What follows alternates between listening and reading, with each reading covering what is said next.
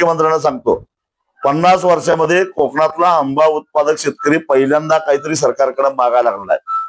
आणि त्याची चळवळ ही जर अशा पद्धतीने दडपून टाकण्याचा प्रयत्न केला तर कायम काही तुम्ही सत्तेचा ताम्रपट घेऊन आलेला नाही आहे, त्याच्या प्रतिक्रिया उमटल्याशिवाय राहणार नाही. तेवढंच देवेंद्र फडणवीसांनी लक्षात ठेवावं. तुमच्यात काय नैतिकता असेल, गेली जवळजवळ 12-13 वर्ष झाला ग्रह आता तुमच्याकडे आहे. मग महाराष्ट्रामध्ये ग्रामीण भागातली आमची शाळा कॉलेजची पोरं ड्रग्सच्या विळक्यामध्ये का सापडले?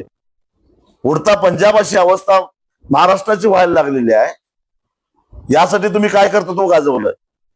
दुसऱ्याचे पक्ष फोडण्यापेक्षा, जोर जबरदस्ती करण्यापेक्षा या अंमली पदार्थांचं वाटप करणाऱ्या आणि त्याच्यामधून एक समांतर काळ्या पैशाची अर्थव्यवस्था उभा करणाऱ्या या ड्रग पेडलरांच्या मुसक्या बांधा. पण तुमची ती हिंमत नाही. कदाचित त्यांचं खरकट तुमच्या मिशीला लागलेलं असेल, परंतु हे या महाराष्ट्रामध्ये आम्ही चालून देणार नाही.